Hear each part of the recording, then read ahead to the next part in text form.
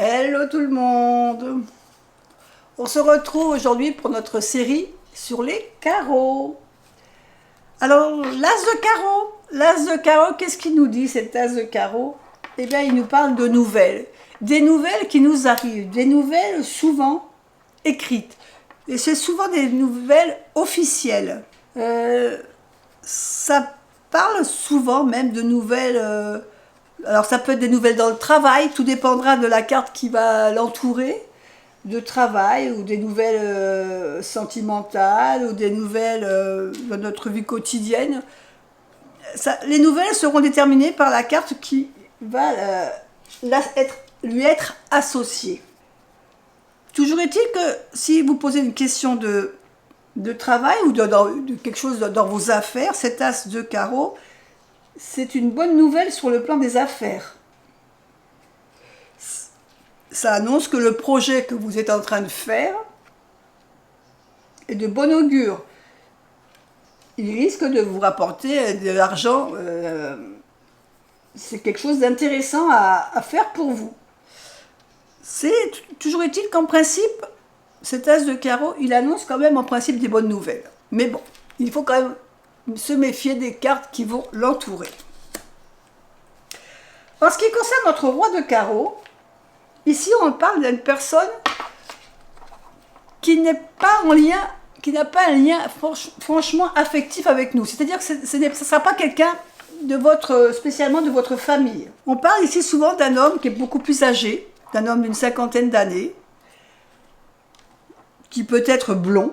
C'est quelqu'un donc étranger à votre cercle familial. Ça peut représenter un hiérarchique. Ça peut représenter un associé, une patron. On est quand même plus dans le domaine relationnel, vie sociale, plutôt que dans le domaine familial, hein, vous l'avez compris. Donc ça sera vraiment ça peut être un client suivant votre job. Donc je l'ai dit, un collègue. Souvent, c'est quelqu'un quand même d'intéressant, c'est pas quelqu'un de mesquin, c'est plutôt quelqu'un qui va être là et qui risque d'influencer votre carrière, de vous aider. C'est quelqu'un qui peut être aussi, suivant les associations, alors ça on le verra, les rois, suivant comment ils sont associés, ils peuvent représenter certaines carrières. Pour l'instant, simplement, si on le voit comme ça, donc c'est quelqu'un qui est étranger à votre lien familial, à votre entourage familial. Ça peut être quelqu'un aussi, si vous êtes un homme, que vous faites un tirage sentimental, ça peut représenter aussi un rival. Un rival aussi bien dans le travail que dans le côté affectif. Voilà, pour le roi de carreau. La dame de carreau, c'est pareil que le roi de carreau, c'est une femme donc blonde de plus de 50 ans, qui est étrangère à votre cercle familial. C'est donc quelqu'un qui est peut-être dans votre travail, ça peut être votre patronne, une collègue, une amie. Ça peut être, donc si vous êtes dans un tirage sentimental, ça peut peut-être représenter une rivale. Quand je parle de rivale, ça peut être la maîtresse de votre mari ou de votre petite amie. Mais en principe, voilà, c'est pas quelqu'un de méchant, la dame de carreau, c'est quelqu'un qui peut être agréable avec vous, sauf dans le cas voilà, d'une relation triangulaire. Le valet de carreau. Alors le valet de carreau, lui, il est un peu comme l'as de carreau. C'est-à-dire que le valet de carreau, il annonce quelque chose. Il annonce des nouvelles. Alors des nouvelles importantes, souvent dans le domaine professionnel. Autant l'as de carreau peut annoncer des nouvelles, et on regarde un peu ce qui l'entoure, savoir si c'est dans le domaine professionnel ou si c'est dans le domaine sentimental. Le valet de carreau, c'est plutôt côté travail, hein. Donc ça peut être des nouvelles écrites, ça peut être des nouvelles par téléphone, ça peut être des nouvelles par mail. Si on veut connaître un peu le contenu du message, du courrier, il faut regarder les cartes qui vont l'entourer, hein. Celles qui vont l'entourer vont vous donner en quoi correspond le message que le valet de carreau vous apporte. Et c'est souvent quand même donc dans le domaine du travail. Le 10 de carreau. Alors le 10 de carreau, ça peut parler de voyage. Pardon, j'ai la voix qui part. De voyage, de déplacement, de mutation. Donc on parle quand même de travail, mais ça peut aussi, suivant avec quoi elle est associée, de déménagement. C'est vraiment la carte de la mobilité, hein. Attendez-vous à un changement dans votre vie, surtout professionnelle, un nouveau départ, un changement de service, de poste, un voyage aussi, peut-être un voyage que vous devez faire pour votre job, hein. Donc c'est vraiment la carte de la mobilité, le fait que vous allez vous déplacer. Le 9 de carreau. Le 9 de carreau, c'est la carte qui nous annonce un petit peu de retard dans nos projets, qu'il va falloir être patient, qu'il va falloir attendre. C'est vraiment la carte qui nous dit que il va y avoir un contretemps, que ça va peut-être pas se passer comme on espérait. C'est la carte vraiment des obstacles, des petits blocages. Donc c'est des difficultés, qu'on va rencontrer des difficultés dans nos projets.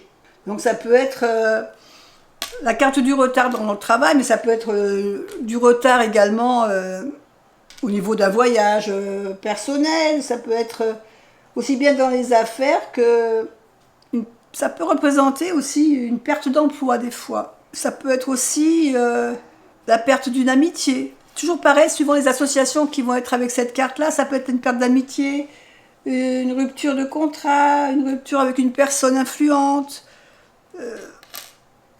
C'est pas la carte qu'on aime voir quoi, dans un tirage. Ça nous annonce quand même des obstacles, des soucis un petit peu, pas forcément catastrophiques, mais bon, on préfère ne pas la voir cette carte-là.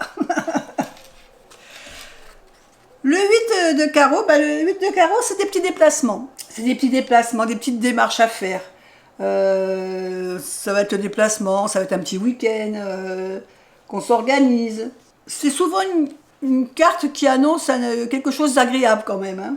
Un petit voyage, une invitation, un nouveau petit projet qu'on met en place, l'organisation d'une fête et on part pour un week-end. Enfin ouais, c'est des petits trucs, des petits déplacements aux alentours de chez vous. On va pas très loin, quoi. C'est pas quelque chose où on va très très loin.